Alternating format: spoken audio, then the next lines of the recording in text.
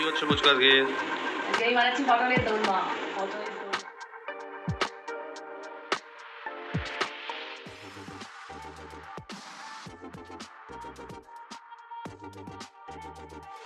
এটাকে স্ম্যাশ করে নিচ্ছি। এটা দিয়ে পুরো পটলের দোরমা স্টাফিংটা রেডি হবে। তো ফার্স্টে রান্নাটা করার জন্য আমরা স্টাফিংয়ের জন্য যেটা ইউজ করছি সেটা হলো এখানে পটলের ভেতর থেকে যে মাংস বিচিগুলো বের হয়েছিল সেটাকে আদা রসুন লঙ্কা দিয়ে পেস্ট করে নিয়েছি আমরা প্রথমে। আর লাগছে আমাদের টক দই। আর এটা হলো ক্যাশিও মানে কাজু আর পপিসি পোস্ত বাটা, কাজু আর পোস্ত বাটা। আর এখানে রান্না করার জন্য লাগছে এলাচ আর দারচিনি। আর এখানে আমি নিয়ে নিচ্ছি গুঁড়ো লঙ্কা, রেড চিলি পাউডার, টারমারিক, হলুদ গুঁড়ো। আর স্টাফিংটা করার জন্য পুরোটাই আমাদের স্টাফিংটা হবে। এটা হলো পনির, এটাকে আমি স্ম্যাশ করে নিয়েছি। আর এখানে পটল তোমরা দেখতেই পাচ্ছ, পটলগুলোকে আমি ভালো করে সাইড ছাড়িয়ে কেটে নিয়ে পটলের মাঝখানটা ভালো করে বের করে নিয়েছি। আর এক সাইড আমি কাটিনি, তার কারণ পুরটা ঢোকানো মানে পুরটা দেওয়ার পর যদি এক সাইড থেকে না বেরিয়ে আসে তো এক সাইডটা আমি কেটেছি আর এক সাইডটা ফাঁকা রেখেছি।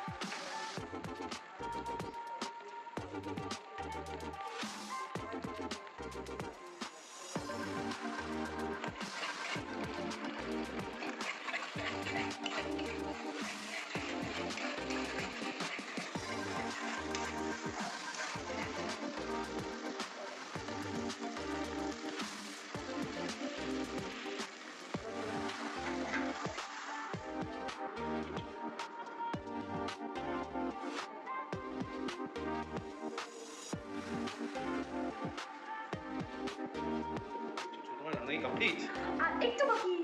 এই তো ওয়াও, গ্রেভিটা দেখো হয়ে গেছে। এটা পুরো ক্রিমি টেক্সচার হয়েছে। এবার আমি এর মধ্যে অ্যাড করে দেবো হলো পটল। এই যে স্টাফিং দিয়ে পটলটাকে রেডি করে রেখেছি, আমি এর মধ্যে অ্যাড করে দেবো।